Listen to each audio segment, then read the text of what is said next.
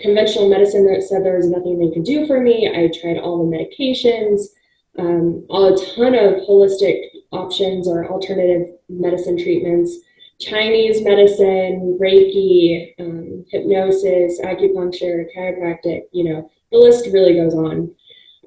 So I had kind of given up hope, and I had a feeling this condition was going to kill me. And I just had this deep rooted feeling that I would not live past 28.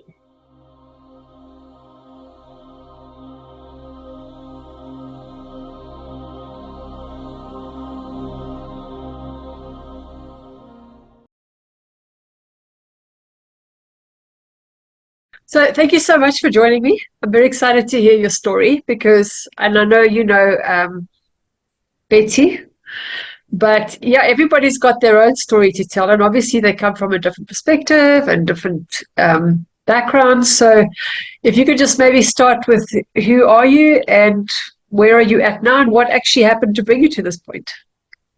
Yeah, I would love to. So my name is Brianna Lafferty, and my crazy journey involved metaphysical experiences, paranormal experiences, a rare, chronic, incurable neurological movement that all those led up to my near-death experience, which really propelled me into a passionate career as a death and spiritual doula.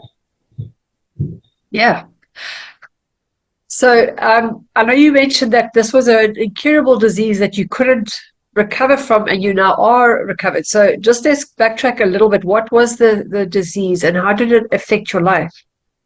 Yeah, it took 8 years to get diagnosed. The symptoms started when I was 10, and I was diagnosed at 18 with Myoclonis Dystonia.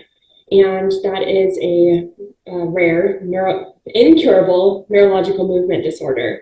And between my near-death experience and some more spiritual learning and diving into learning, I was able to actually cure this disorder. Wow. But now they say it's not, first of all, what is it? What are the symptoms like? How does it present? Yeah, so there's a lot of symptoms, and for a long time I was getting like 8, 10 different labels of all these disorders. And my mom she grew up in a medical family household and realized that it's got to fit in Occam's razor, meaning the simplest possibility that explains the most. And so I had tremors that were so bad that I wasn't able to text, type, do my eyeliner, put in earrings, button up my clothes. I tremored so bad, like advanced stage Parkinson's. I would also have involuntary muscle movements, which could turn into non-epileptic myoclonic seizures. So, I mean, just twitching all over the place, flopping around like a fish. I would hit walls, myself, doors. I would throw things. I broke so many phones and glassware and just a lot of things. And it was very painful because I would hit things. And I'd also have muscle rigidity.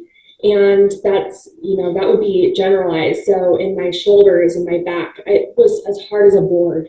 So even if I got a deep tissue massage, it would only last for about 5 minutes before my muscles just re-seized. And I had them in the palms of my hands, the soles of my feet, my calves, my forearms, my neck. And then I also had nerve pain. And I described it as a Christmas tree with 2 sets of lights on it. One strand is just constantly lit and the other ones are blinking. And wow. The tree was my body and the lights were those pain signals. So those were the physical symptoms. But then we move into the psychological issues, and it came with extreme insomnia. I mean, chronic, 0 hours of sleep for days on end.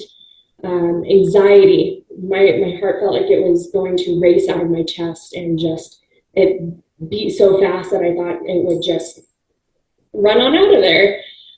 Depression, OCD, and all of this is because what's going on in the brain is, one, the brain is super overactive. It's consuming all the glucose. If you see it on a scan, a normal brain consumes like this much glucose, In a myoclonic brain, like the whole brain is lit up. And Wow. then the dystonia comes from the axons where the signal isn't going from point A to point B. And it's usually a genetic defect. So the brain is incorrectly wired, which is why it's incurable.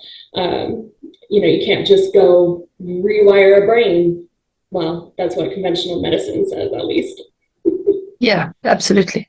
So you say it started around 10. Is there like a trigger for it that something happens to trigger that wiring, or is it something that just started showing over time? Yeah, so other people with the condition, it can start as soon as birth, in early ages, like 3. A lot of people end up showing symptoms around puberty, so that the puberty is sometimes the trigger. Um, it could have been an environmental trigger, or just puberty kind of turned on that gene, and I started showing symptoms, and the symptoms just continued to progress up until I was able to heal from it. Okay, so obviously you're in a lot of pain and you now have this near death. What led you to the near death experience? Yeah, so it was a 16 years of, living in this chronic illness. My body is already fatigued. I'm already pretty hopeless. Um, Conventional medicine said there was nothing they could do for me. I tried all the medications, a ton of holistic options or alternative medicine treatments, Chinese medicine, Reiki, hypnosis, acupuncture, chiropractic, the list really goes on. So I had kind of given up hope, and I had a feeling this condition was going to kill me. And I just had this deep rooted feeling that I would not live past 28. And, I told my mom this since I was young, and she was always pretty freaked out. But then you compile that with these paranormal experiences I also, had. And I started seeing ghosts when I was young, and then I stopped seeing ghosts and started seeing more demonic creatures or dark entities, depending on, what culture or religion tells you they are. They're just very dark and very malicious. And I started seeing those. And a previous owner of a home we lived in, their kids played with an ouija board. And even though ouija boards were not intended maliciously, they have unexpected consequences, such as opening portals that we don't really fully comprehend. And so we believe the portal was opened in this home, and I was already sick. I was already tired. Heck, you throw an illness on top of a girl starting puberty, puberty's hard enough. So I had no energy shield. I had no awareness. Our church didn't teach about, dark entities or ghosts or anything. They just said, oh, if you're saved, you won't be hurt, you won't be harmed. So I wasn't really worried about it. And some entities from that portal ended up attaching to me in my illness and in my vulnerable state. And as the years went by, even more came in and attached, and they were very oppressive. Not possessive, I wasn't possessed by them, but I was very oppressed by them. And we were still looking, for options and anything that could possibly cure my illness. And I started seeing these entities around the same time that my symptoms started. So we weren't really sure which came first, if it was the entities that caused the illness or the illness that allowed the entities to come in. We weren't really sure, but I had basically tried to run to go live out the rest of my life as best as I could. I basically went to another state in the US to die because I knew I was going to. But as I'm there and I'm really struggling, my mom finds a thing called a spirit release therapist.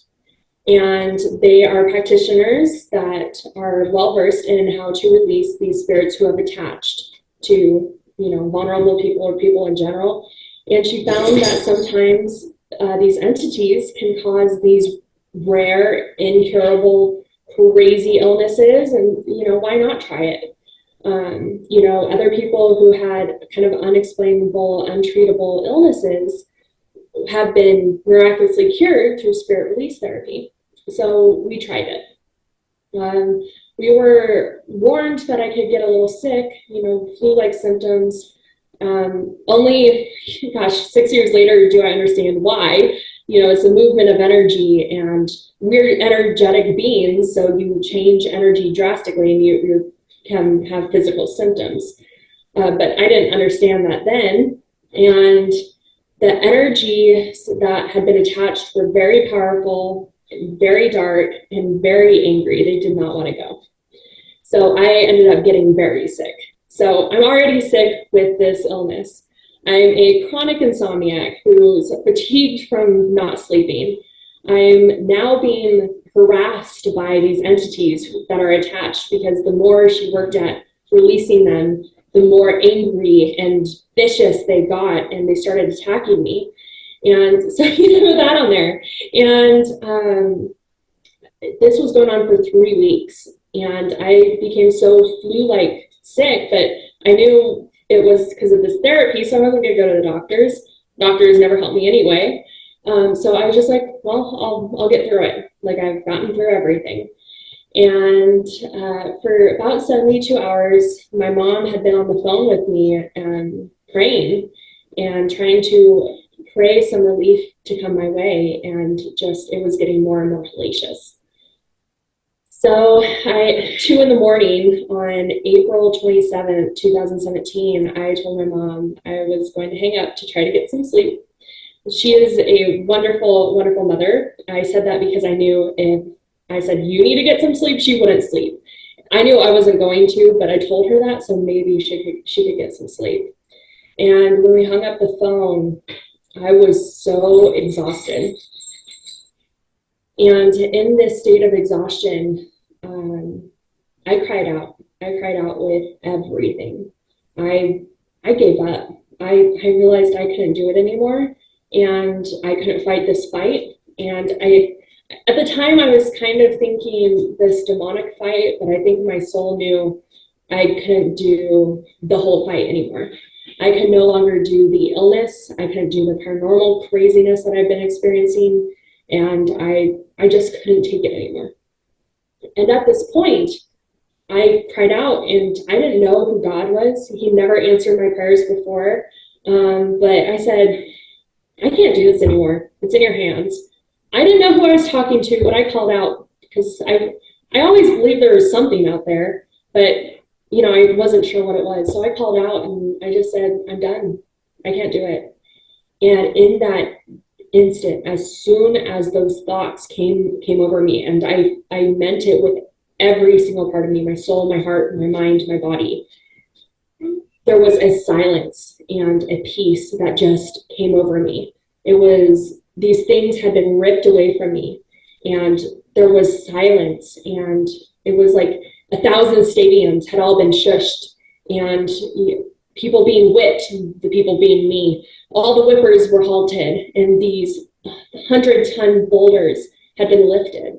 It was the first time in my life I felt complete peace and serenity. And it was just so, it was ethereal. It was undescribable. And then I started feeling some tingling on the palms of my hands and my feet. And that's when I heard this big booming voice. And I'm not external, not really internal, just there, said, are you ready? I didn't even hesitate to say yes. Something happened. Something answered my prayer. Yeah, what? Yes, of course, yes. And as soon as I thought yes, once again, didn't hesitate, I left my body. And I was completely detached from this human form, free. I was unaware of earth, and I was in this beautiful black velvety void. And I don't know why I say void. It's like nothing was there, but everything was there. It was like there was so much light. It had collapsed in on itself, and it was pure energy. And in this darkness, I I understood, I met the creator, I met the God, I met the source, I met the entity that answered my prayers, that had just saved me. And I knew that I was home. And it was nothing but love. Um, just pure love. There was absolutely no judgment, no pity, nothing but love. And it was amazing. And even though I was unaware of my body and earth, I still had this conscious thought, am I dead? And out of the darkness, these monks appear. They're sitting cross-legged and they've got these beautiful robes on, but they're not saying anything, but they're kind of laughing at me. And it would take me 5 years after this experience to realize they were laughing because there's no such thing as dead. There is no such thing as death, only a transition of energy. So how silly is it to ask if you are dead when death doesn't exist? But I didn't understand why they were kind of laughing at the moment. I just thought, oh, okay, that's curious. And transitioned into this beautiful, vivid, bright, ethereal blue tunnel filled with ones and zeros. And I'm going through this as a soul body. So I don't have a body in this void. I don't have a body in this tunnel. I'm just energy. And I'm seeing ones and zeros all around me going at like warp speed. And I get the sensation that I'm being downloaded with all this information. Not aware of what specifically the information is, just that I'm being downloaded and it's a lot. Then I end up in this white area, this white room. It's not really a room, but I don't know how else to describe it. And I feel the presence of a master teacher behind me. And because of my upbringing and my culture, I recognize that presence to be something like Jesus. But I feel, depending on your upbringing and your religious context, it could be Muhammad, Krishna, Muhammad, these ascended master teachers, basically. And in front of me, there's this huge pile of black numbers, and they're giant numbers. And I finally have a human-like body again. And I reach down and pick up these numbers, throw them up in the air, and say, no wonder you love creating, because I realized that the universe is created in math. And I just was so fascinated and so overcome with joy about this fact and this knowledge. And it's like, I love creating too. And now that's the only really thing that happened in that space before I transitioned into a place reminiscent of Earth. So I'm still not aware of Earth or Bree, but this place, looking back in hindsight, is very kind of reminiscent of Earth. And this place is where there are other beings, and there's hundreds of them. And I've lost my human-looking body again. And most of us are dolls. We look like dolls. And it's just this most fascinating place. And I'm filled with pure curiosity. And I see these other beings sliding down trees that are covered in snow. And I have this thought, I don't think I like snow. And as soon as I have that thought, it turned to lush green. And I think, oh, that'd be a lot of fun. As soon as I had the thought, I'm sliding down the trees, having all the fun. And I'm starting to realize that, my reality is being created with my thoughts. And then I have the realization that, oh my gosh, I'm seeing these other beings. What if they actually like snow and they're experiencing snow while I'm experiencing green, lush moss trees, but we're having these experiences that are different, but together simultaneously. And it wasn't, this huge mind-blowing thing that it is here on Earth. It was just like, that's cool. And I didn't even think twice about it. It was just a kind of matter of fact.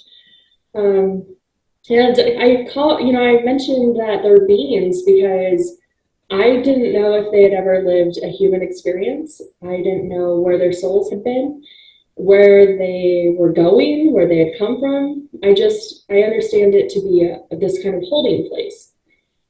And this is the part of my experience that a majority of my experience was. So there's no time. So it's hard to say I spent the most time here, but it was definitely the most substantial part of my experience.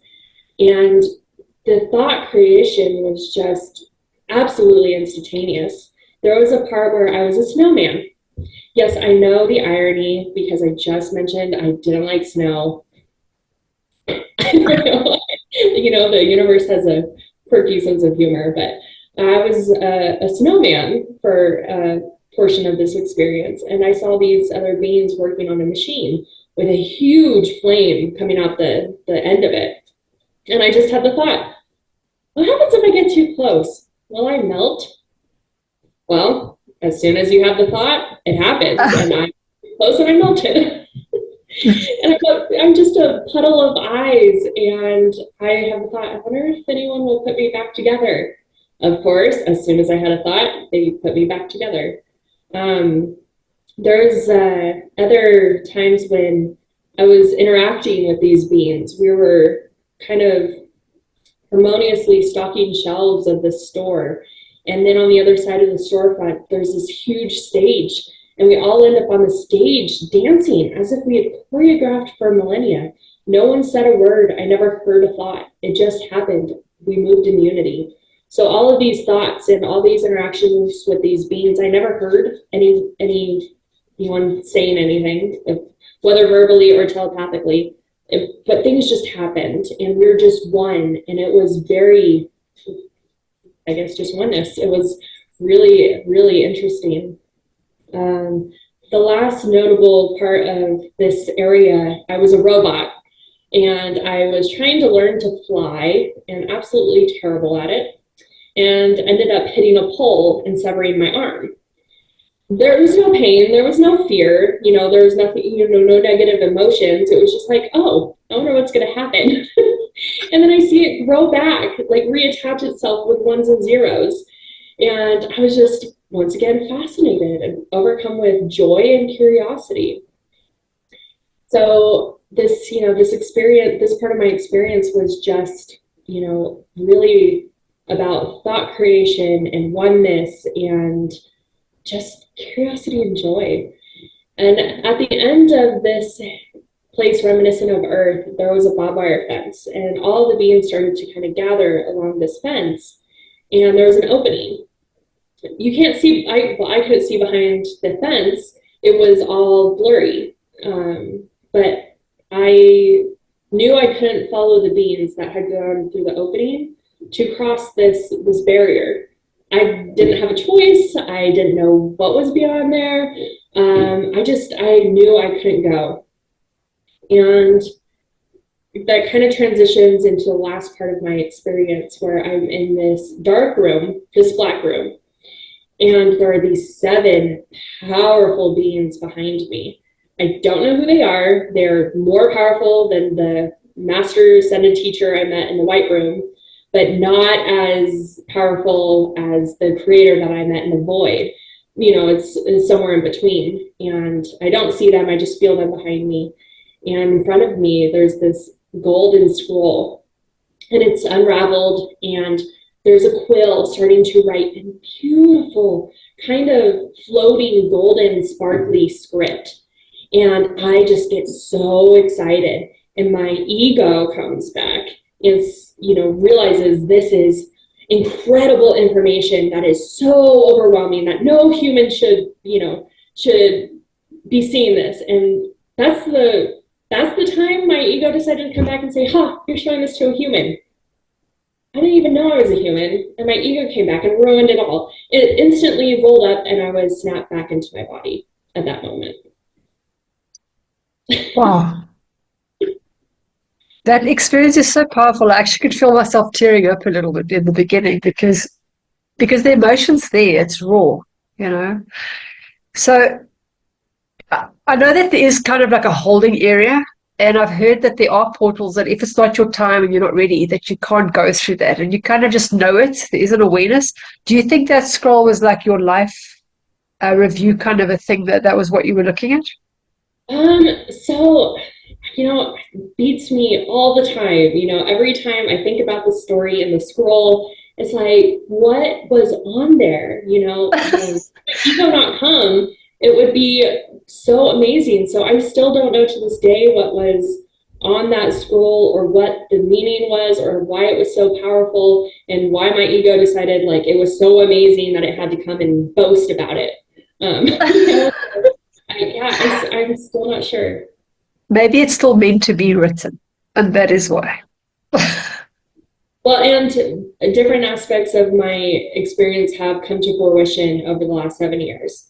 So it'll be 7 years next month. And the monks, I told you it took me 5 or 6 years to figure out that I think 6 years to figure out they're laughing because there's no such thing as death.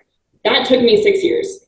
And some information from my near-death tunnel came to me in a meditation. And that was 6 years later.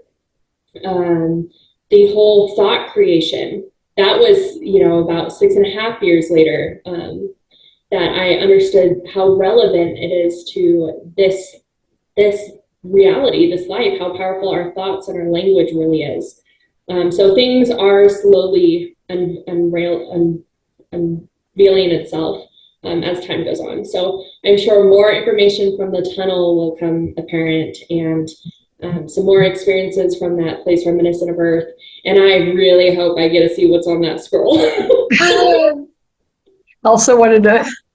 It's like, oh, I just ended. So I know from more lore about the laughing Buddhas, because they are monks, is that they are laughing and that they laughed. That was their healing, because fun and laughter and joy is what raises your vibration. So maybe there's something there as well. So tell me, okay, so now you're back in your body. Are you now healed? Oh, so this getting back in my body was absolutely crazy. As soon as I re-entered my body, I felt my heart restart. So, even though I wasn't in a hospital, I know that my heart stopped because I felt it restart. And that is a really weird feeling. And even though I didn't know what just happened, I knew that I had been gone from my body, and I was positive it had been weeks or months. And I was petrified to open my eyes. I thought my family disregarded my wishes to be cremated, and they buried me, and I'm going to have to fight my way out of a coffin underground. And then I start freaking out because, oh my gosh, this is how you hear about the stories who are people who are buried alive, and this is where the tales come from. And oh my God, I'm buried alive. And, I haven't moved, at all, and I haven't opened my eyes, and I'm just freaking out. And so before I open my eyes or find out where I am, I try to do self-hypnosis. I tried begging to go back. I tried slowing my breath. I tried relaxing my whole body. I tried to leave again. And nothing was working at all. And there came a time where I just realized I had to open my eyes and figure out where I was and what I was going to do. When I opened my eyes, I was still in my bedroom. And then I was like, well, okay, what day? I felt like I had been gone for months. And I was like, is it, a couple of weeks later? Is it, I just had no idea. So I looked at my cell phone, and it was the same day, 8 minutes later. And it was just like, what happened? Wow. So obviously nobody knew because you were by yourself. Mm-hmm. Yeah, because there's no time. There's no time on the other side. So it's just a feeling of an experience. I suppose that's what time travel is, right? You just jump there, jump back, nothing changed. Okay, so what happened next?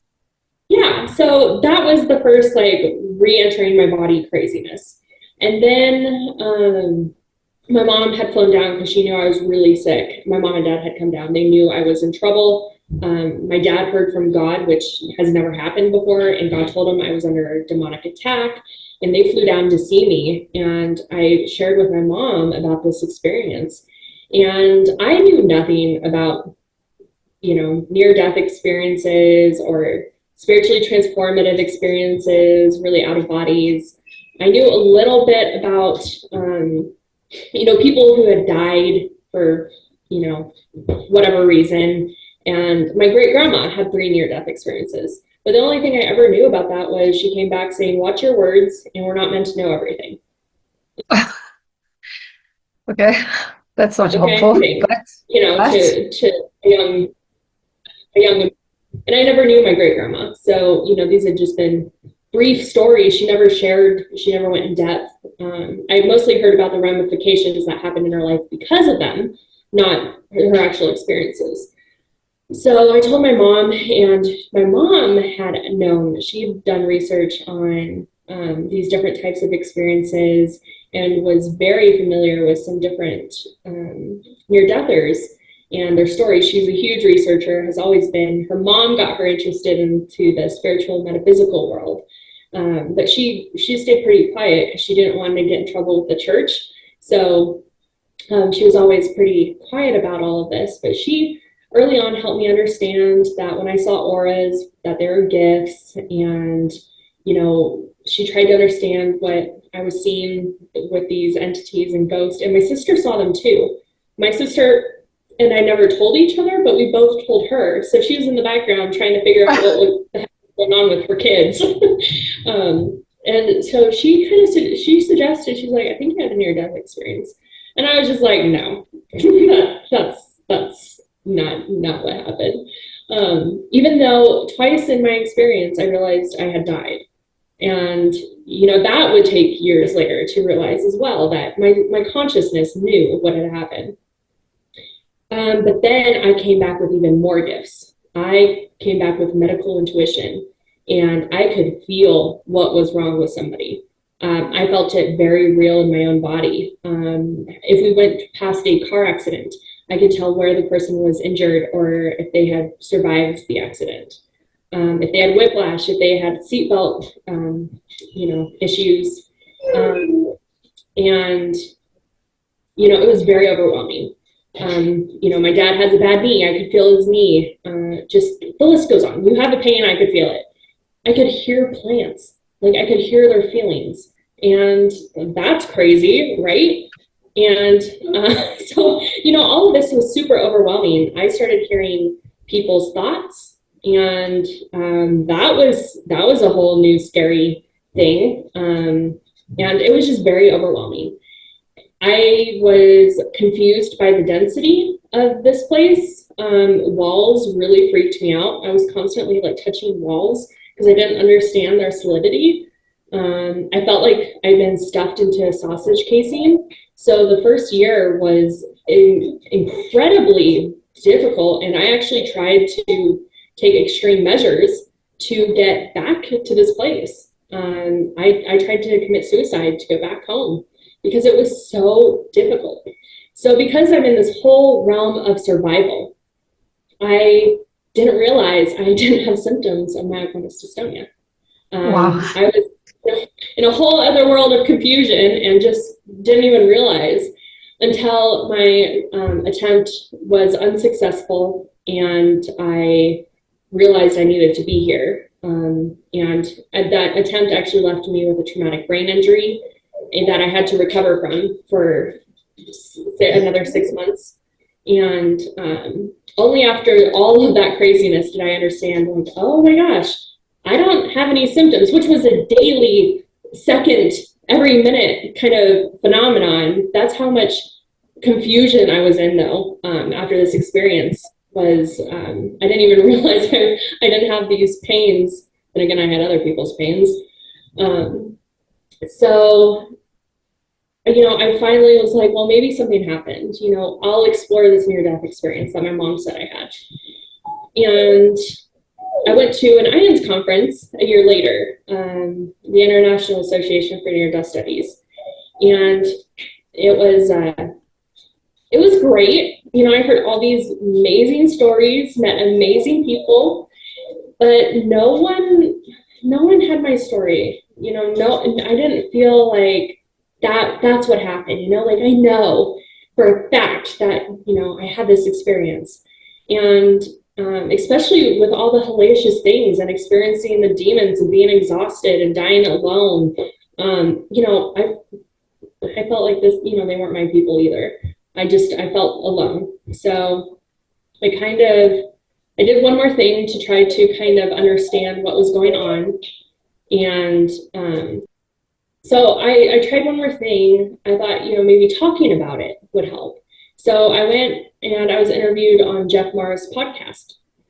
And I was back in my old career, even though all this crazy tumultuous stuff happened, I still worked really hard at, building the American dream, climbing the corporate ladder and, just doing your job very well, work and home and work, sleep, repeat.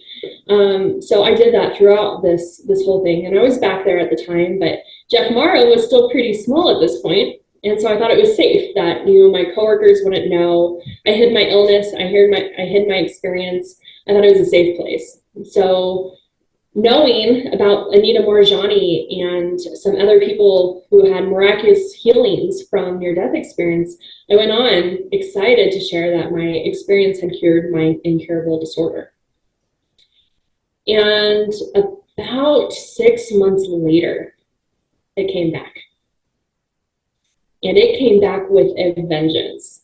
I mean, it started slow, but it, little twitches here and there. And, it grew just like it grew when I was 10, and it had come back.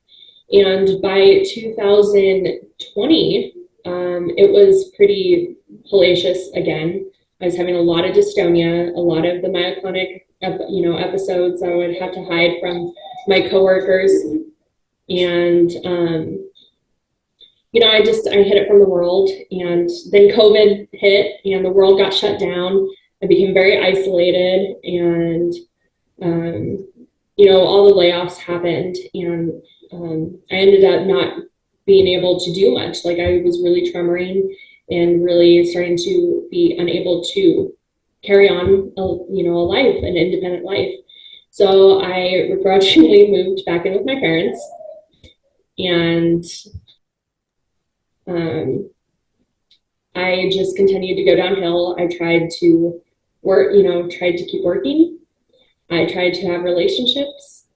I tried to be independent, and everything was just failing. I felt like a failure. I felt like a fraud. I had shared that, I was cured, and then I wasn't, and my work was failing. My relationships were failing. I felt like I was failing. So that led to my mom, once again, always researching, always a warrior. And she found a gal that was going through deep brain stimulation surgery again for her myoclonis dystonia. Well, I was in really rough shape. I was not able to walk. I wasn't able to type or text. I was tremoring. I was exhausted. I was in pain. I really didn't know, how I was going to live a life like this. But I still had this weird reservation of hope, and ended up communicating with this gal. She introduced us to her neurologist. Her neurologist was like, "Oh my gosh, you need this surgery. You've needed this for ever, 20 years. Let's get you fast tracked." So I got the surgery, and it was pretty successful. But it came with a warning that myoclonis dystonia is very cunning and clever and loves to find a way around the surgery to recreate itself.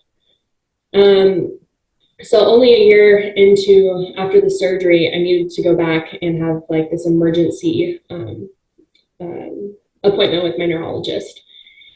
And I figured that I was fine enough. That the surgery did better than anything else I'd ever done. I was going to work on my internal self. I was going to let the doctors. I finally had a good team. I mean, I'm talking 20 years of pretty bad doctors. There's a couple good ones here in between, but most of them either just didn't care, had issues of their own, prescribed dangerous medications, just these really bad experiences. There were a few very, very great ones that helped me out along the way, but I had a great team. I had a great primary care doctor. I had a great neurologist. I had a great surgeon. I had a great team for once. So I'm like, okay, I'm going to let them deal with my body. I'm going to start working on my subconscious mind and, more internal work. And even though I'd looked into meditation before and some hypnosis, I knew there was more I could do, and I just needed to find out how. And the universe sent me this amazing woman, and she coached me for a month and said, you need to go to this meditation retreat. And I said, okay. I didn't know anything about meditation really. I figured if you weren't born as a monk, you couldn't get these transcendental ones without drugs. And I knew of mindfulness meditation, which was, only really helpful in the, short-term trauma responses kind of stuff, but never really helped me long-term. I loved hypnosis. I even practiced some self-hypnosis. And so I was like, you know what? Okay, I really want to work on these inner parts of myself. My subconscious. I really want to have a conversation and rewire some of these things that have been programmed in my life. And I went to this retreat and realized that I had been doing 21 years of shadow work.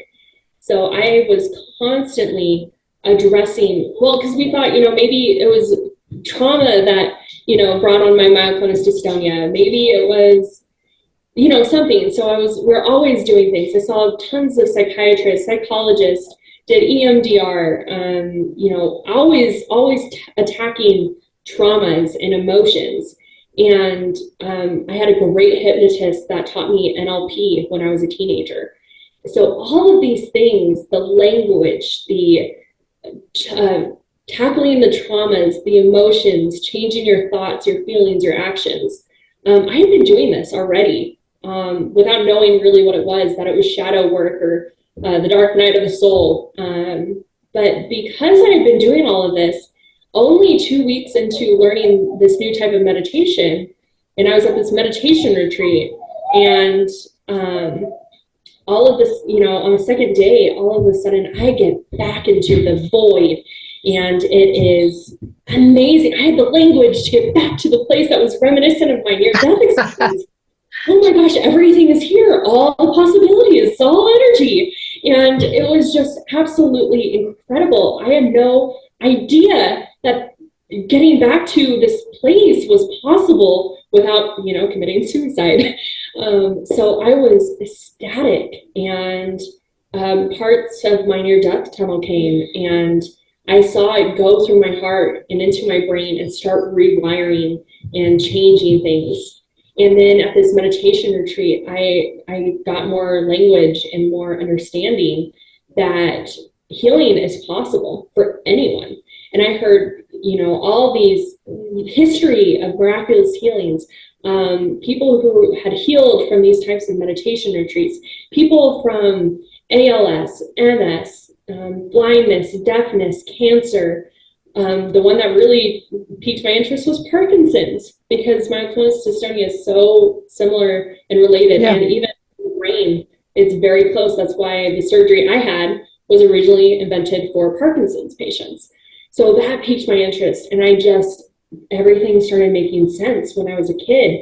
I really clung on to the fact Jesus said, you can do all this and more. I was like, I can do all this and more? I can heal people.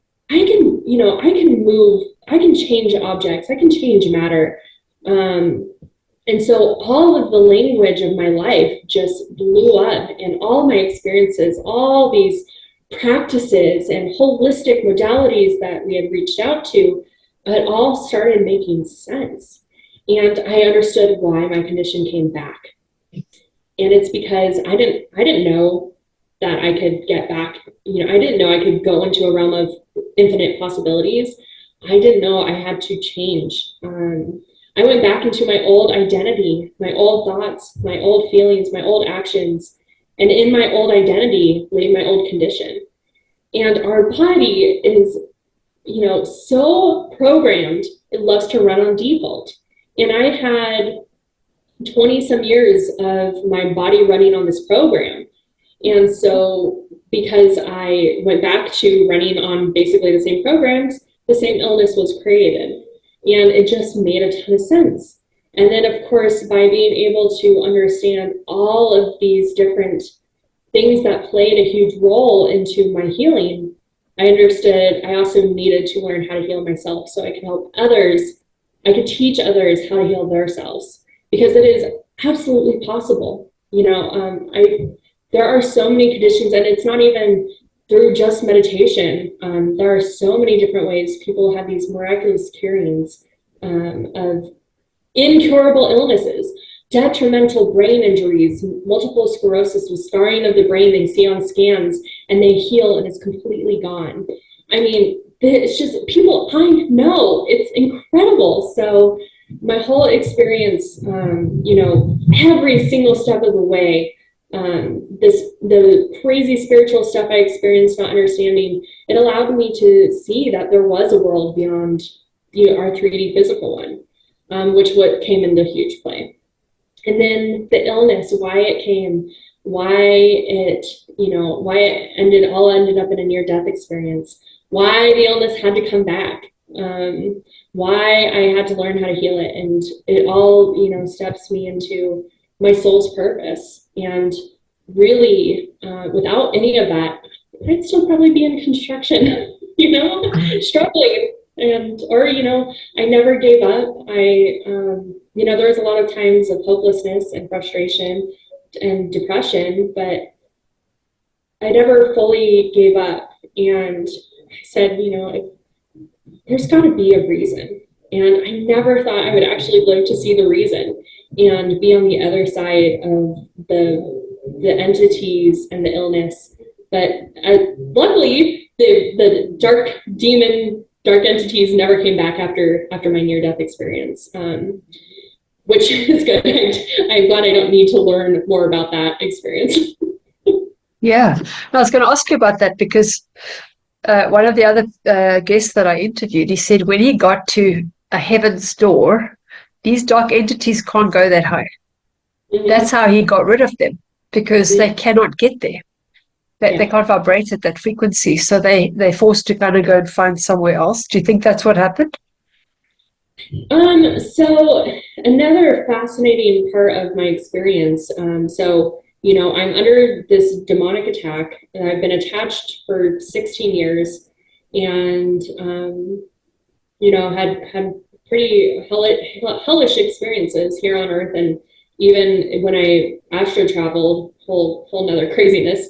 I ran into these low vibrational energies. But because I called out and I surrendered and I asked for, the God I believed in to come save me, I find I'm now part of a lot of distressing experience groups. Well, there's one in particular that meets every month. But people who die and go to hell, when they call out, they are saved and they're brought into the light. I think that happened to me just in the earthly realm, because they were ripped from me. And in my experience, I was renamed to 1048. I don't share this too often because there's a lot of questions I can't answer that I get asked after sharing.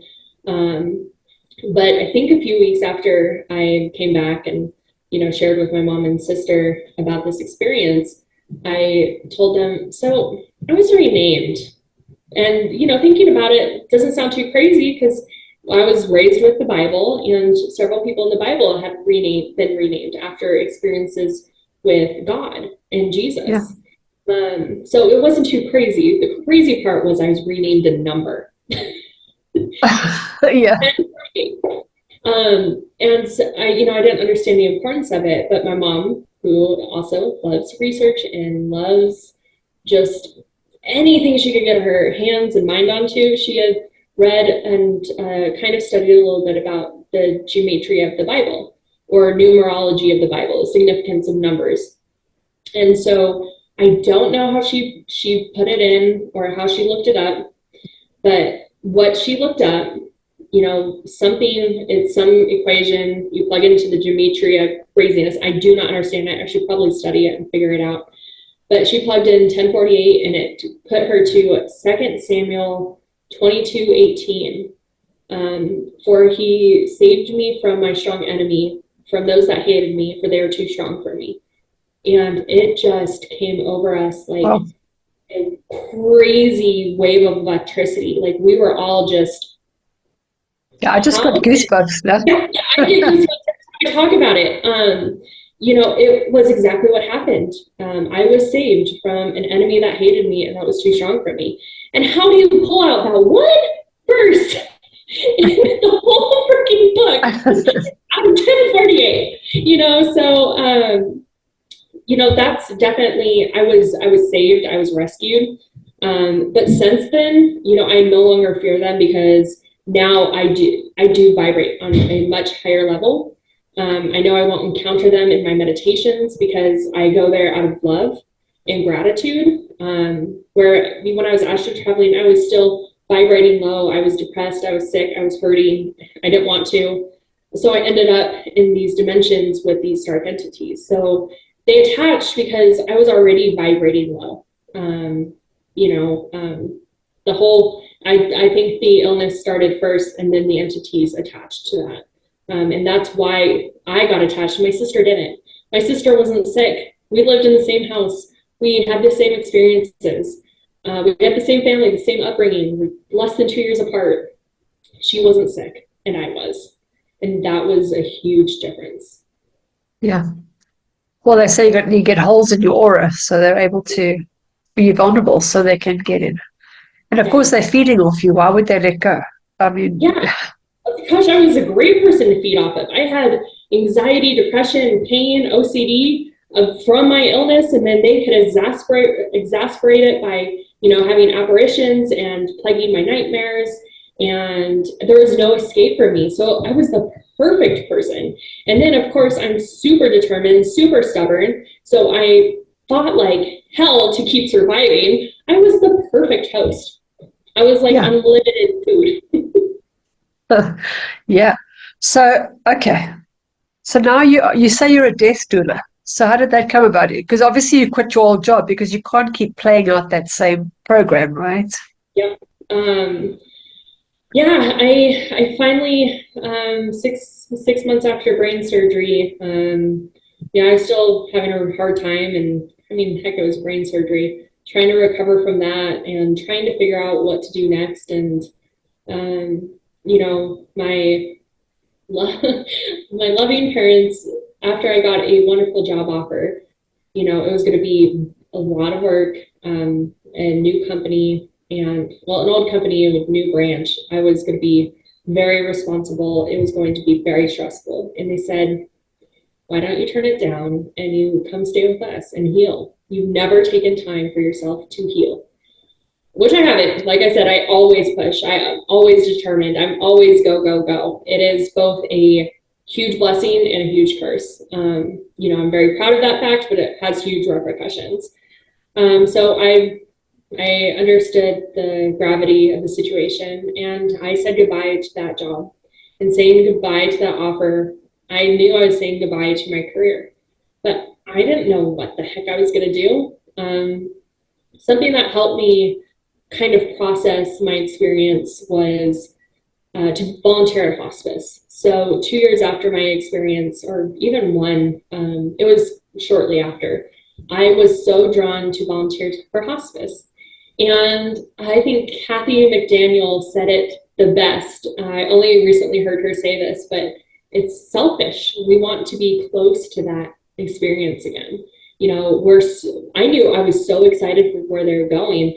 I could hold this authentic energy and just maybe get a glimpse of it. So, a lot of people are like, oh, I couldn't do what you did, what you do when you volunteer for hospice. Oh, that must be really hard. But I'm like, I know where they're going and it's so exciting. And Yeah. people so I did that while I was working my construction job. I'd volunteer on the weekends.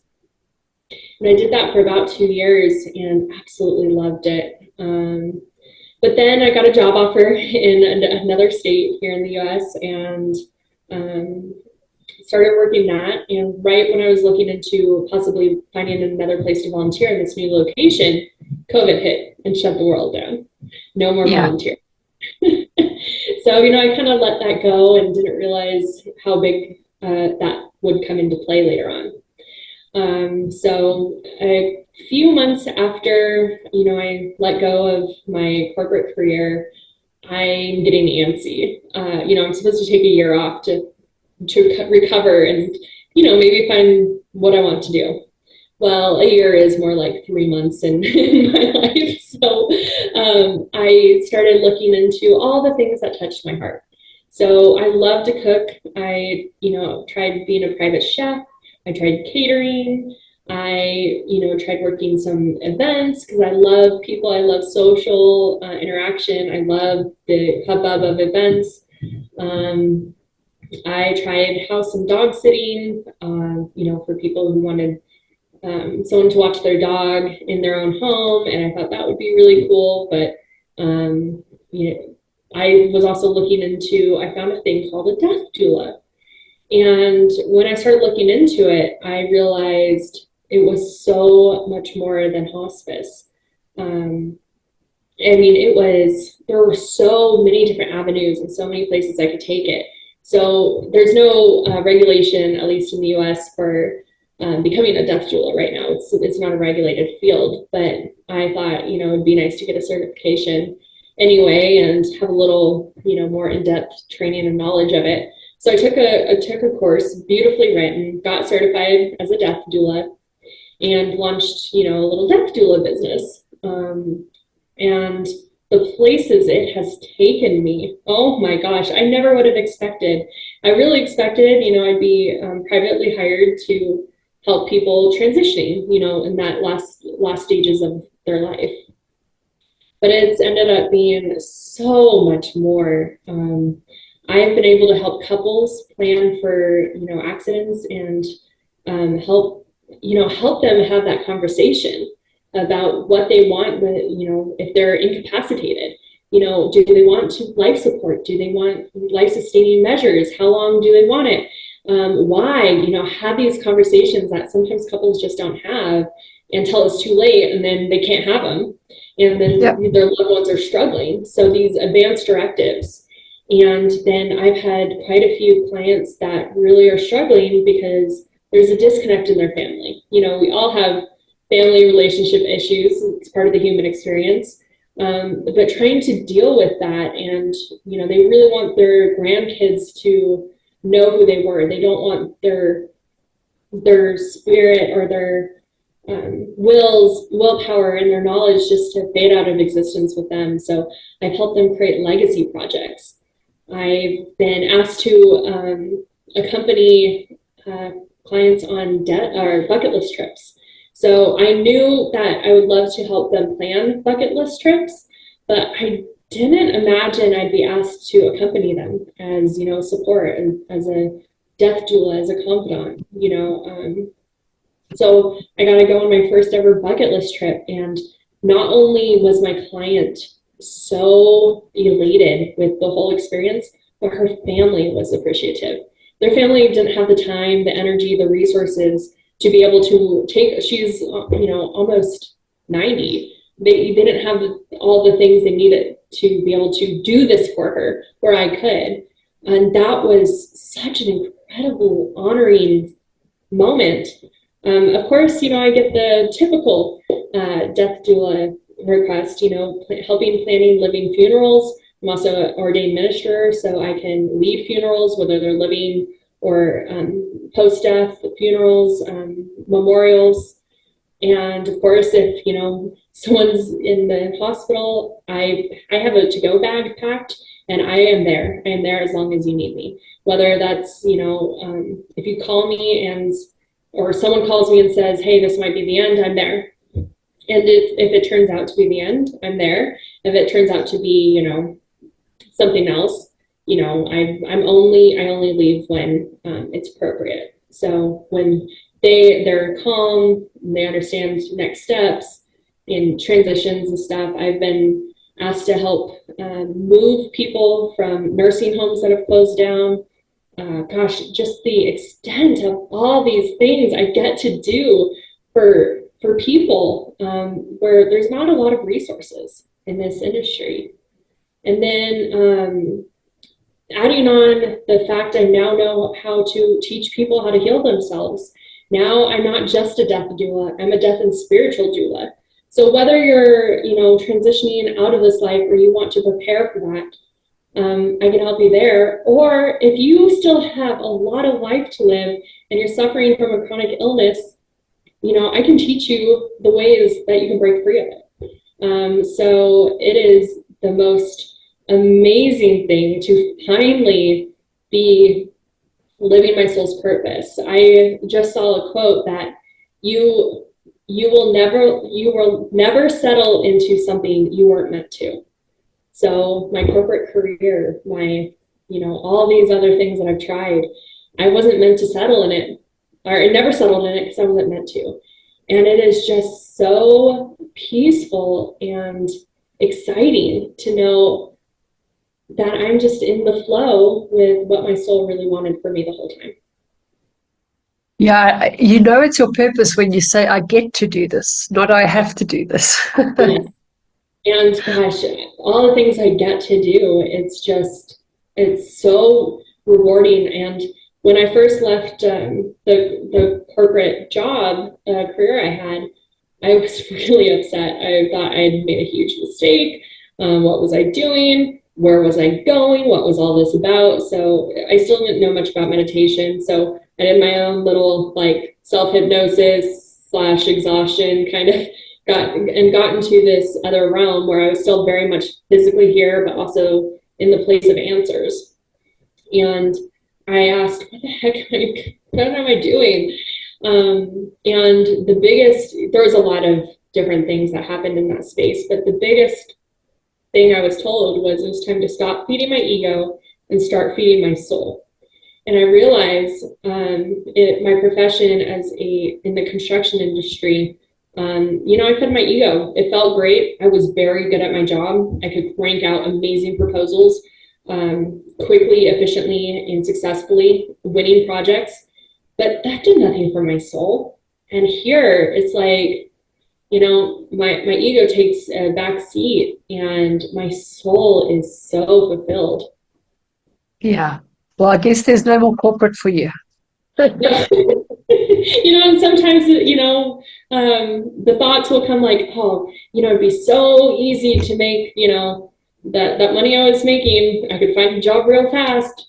And it's like, for what? Why would you want to go back to your old thoughts, your old patterns? That's how you recreated your condition. And why would you do all that when you know you can do all this? So yeah, no going back for me. Good. Well, the thing is, a doula is somebody that actually is, people say life and birth are birth's a great experience and death is a terrible experience, but it's not the case. It's that entry and exit from spirit world, and people have got the wrong opinion because they see it as something macabre, but it's not at all. It's something that is beautiful, and you're able to, because you've seen the other side. And I suppose it's just because people question it, but there should be more of that actually, because there used to be. In the tribal days, there were doulas, and now nobody does that. I mean, you can, like you say, officiate, have a funeral, everybody goes home and forgets about it. Just move on, But yeah, I think.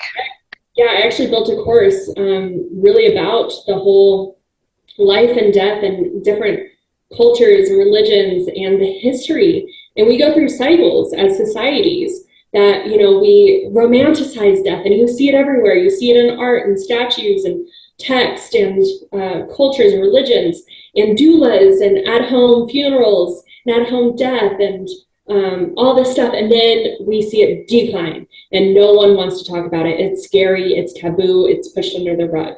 It was pushed to the hospitals. But we are back on an uptick. So, I love finding other death doulas. I just met my first ever spiritual midwife, which, I'm also a spiritual midwife. Midwife to the afterlife is what I call myself as the death doula. But You're absolutely right. Birth and death are both absolutely beautiful. But we cherish birth because we get to see that experience progress. We're scared of death because we don't know what's on the other side. We don't know what's going to happen. But all it Yeah. is a transition of energy, a soul coming into the 3D physical world and a soul leaving it and exiting it. So I'm here to help that transition. Yeah. I always say it's interesting that when you're born, the baby cries, and when you die, everyone else does. Yes, I love that. It's just that way. So, okay, so you've got a course. How can people find you? Yeah, the best way to find me is on my website, which is BRI0NICLLC.com. And there you can connect with me. You can find my books, you can find my email, you can find my socials. If you want to take one of my courses, I suggest you just contact me because I can guide you to the right course. You won't find them on my website just because I want to make sure the right person is taking the right course. Yeah, lovely. Well, I'll post the links below as well. Do you have a message for our viewers? Yeah, absolutely. It's going to be very similar to what my great grandma, passed down for generations. Is I'll expand on hers though. She said, "Watch your words." But I will tell you, the power of thought and the power of language is so instrumental to creating your own reality. I love that. That is it. Because thoughts is where everything started. Absolutely. Yeah, well, thank you so much. I love your story. I'm sure it was tough from sitting from this side, being on the other end. It looks great, but being in it is not so great. But thank you for taking the time. I really appreciate it. And I'll chat to you soon. Thank you so much for having me.